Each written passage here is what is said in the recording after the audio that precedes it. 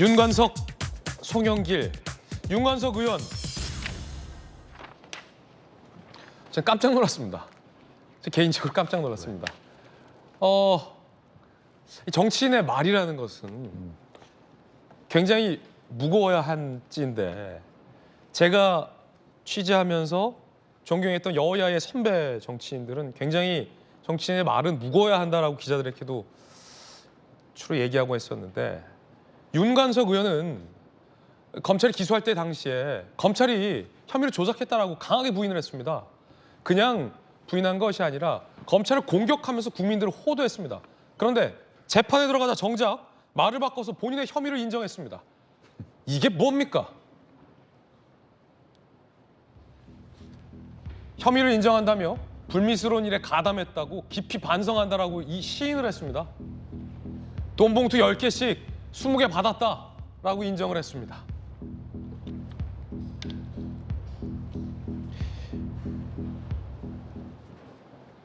그럼 의혹이 제기됐던 당시에 먼 과거도 아닙니다. 윤관석 의원 왜 이렇게 얘기했습니까? 검찰이 짜맞추기식 기획수사했다면서요. 검찰은 진실성 없는 진술과 불법으로 취득하여 증거 능력이 없는 녹음 파일만으로 마치 2년 전 2021년 민주당 당대표 선거가 돈봉투가 만연한 부정선거인 양 몰아가고 있는 것입니다. 정욕적인 검찰의 짜맞추기 기획수사, 정치수사입니다. 객관적 진실을 왜곡, 조작하는 검찰의 행태가 일상이기 때문에 잘 믿어지지가 않습니다. 국면 전환용 기획수사가 아닌가 하는 국민적 의혹을 피할 수 없을 것이다 이렇게 생각합니다. 이렇게까지 해놓고 재판에서 다시 보여줄까요? 이렇게 인정을 했다는 겁니다. 다 허무할 정도입니다. 아니 좀 끝까지 고집하고 싸우든가요. 저렇게 세게 주장할 거였으면 왜 이렇게 다 쉽게 인정을 합니까? 이거 반어법입니다, 여러분. 자, 그러면 무슨 문제가 생기냐면 이재명 대표는 저 돈봉투 의혹 관련해서 검찰이 객관적 진실을 왜곡 조작했다라고 얘기했고 권칠승 대변인은 국면 전환용 기획수사라고까지 목소리 높였어요. 그런데 윤관석 의원 결국 돈봉투 20개 받은 거 인정했습니다. 깊이 반성한다고까지 했습니다. 자, 윤관석 의원의 검찰이 조작하고 있다는 말은 거짓이었다는 건데 그러면 오늘 한 조간신문 사설에 이렇게 썼습니다. 김근식 실장님, 윤관석 의원이 돈봉투 의혹에 대해서 검찰의 기획수사라는 말이 거짓말이었으면 이재명 대표 혐의에 대해서 이재명 대표가 지금 소설이라고 하는 것은 거짓말이 아닌가.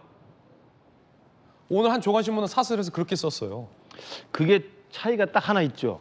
윤관석 의원이 저렇게 이게 검찰의 기획수사다, 거짓말이라고 해놓고 이제 와서 재판에 와서는 이제 내가 시인을 하고 오히려 나의 그 책임보다는 송영길 대표의 책임이 있다라고 이야기를 하는 것과 이재명 대표가 끝까지 지금도 검찰의 야당 탄압이라고 하는 것의 그 차이는 딱 하나입니다. 뭘까요? 구속이 되느냐 안 되느냐의 문제입니다. 윤관석 의원이 아까 화면에 나왔던 이렇게 당당하게 거짓말을 막 일삼았던 그 시절은 국회의원 신분으로 현역으로 있으면서 체포동의안 당시에 신상 발언한 거잖아요. 그러니까 구속되기 전이에요. 그러나 결국은 비회기 때 영장이 청구돼서 구속이 됐지 않습니까? 구속이 돼서 재판에 임하다 보니까 당연히 자신의 이제 실체가 드러나는 것이고 내가 모든 죄를 덮어 쓰는 것보다는 자기의 양형을 줄이는 게 더 중요한 임무 아니겠어요? 굉장히 인간적인 상태로 돌아간 거죠.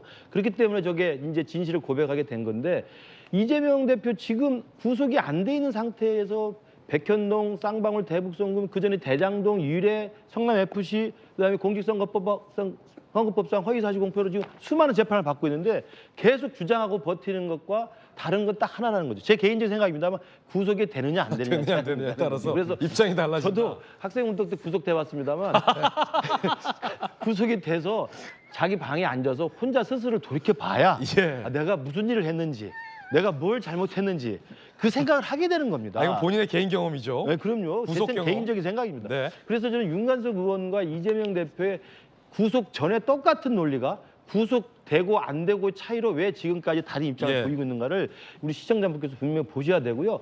그리고 윤관석 의원은 저는 그나마 인간적이라고 봅니다. 그나마 인간적이다. 이제는 구속된 상태에서 자기 양형이 최고의 우선적인 기준이기 때문에.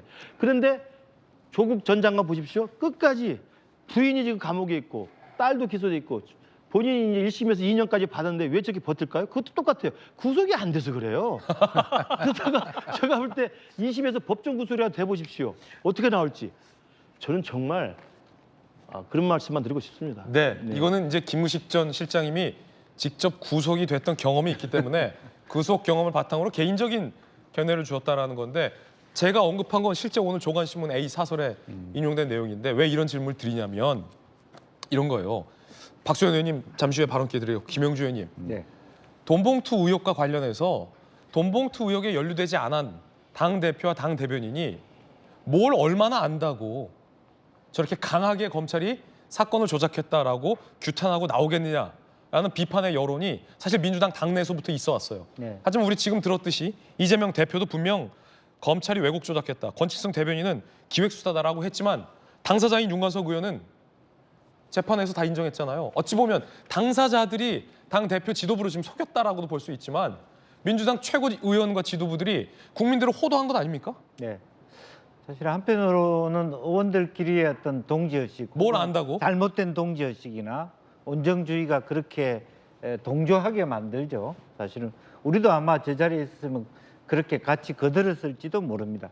근데 문제는 방금 앵커가 얘기한 것처럼 그렇게 거들었던 얘기가 결국에는 잘못된 사실에 근거한 발언으로 되고 기록에 남는다는 거죠. 그 자체가 민주당 전체의 권위를 실추시키는 결과를 낳았기 때문에 문제가 된다. 그런 문제의식인 것 같습니다. 지금 현재 어쨌든 민주당이 갖고 있는 그 여당과 윤석열 정부에 대한 어떤 문제의식, 뭐 말하는 기획수사, 기존 검찰이 해왔던 그 관행 그런 데 대한 문제의식을 갖고 있기 때문에 그것과 의원들이 얘기하는 발언이 결합해서 심정적으로 동조하게 된다고 볼 수 있고요. 어쨌든 그럼에도 불구하고 이와 같은 일들은 잦아져서는 안 되고 결코 반면교사로 삼아야 되는 부분이 있다. 저는 그렇게 생각합니다. 예, 박수현 소장님. 그러니까 이게 두 가지를 좀 구분해서 저는 그렇게 말씀을 계속 드려왔어요. 이게 기획 수사라는 것과 조작 수사. 조작 수사라는 것은 사실은 말이 안 된다고 저도 생각을 했고요. 다만 저 당시에 이런 민주당으로서는 억울함이 있었죠. 아니 전당대회 때 약간의 뭐 교통비와 뭐 이런 것들이 지급이 되는 것은 그 당, 이 당 뭐 다 마찬가지일 거고 관행이었을 것이고 저때 총체적으로 나왔던 금액이 1억이 채 안 됐던 걸로 저는 9천만 원을 기억하거든요. 아니 그런데 그런 관행에 9천만 원 정도 되는 금액을 가지고 마치 돈 봉투가 무차별 살포된 부정이 저질러진 것처럼 그렇게 엄청난 건으로 딱 터졌을 때 이게 검찰이 기획한 건 맞다. 요때. 예. 그러나 조작은 아니죠. 그래서 이 두 가지를 구분해서 저는 말씀을 드려왔는데 검찰이 적절할 때 민주당만 가지고 왜 이래라고 하는 억울함은 분명히 있어요. 예. 그러나 지금 김영준 말씀대로 그렇다 하더라도 그런 억울함이 있다 하더라도 이런 일이 있어서는 안 되죠. 안 되죠. 그건 민주주의 근간을 해치는 문제니까.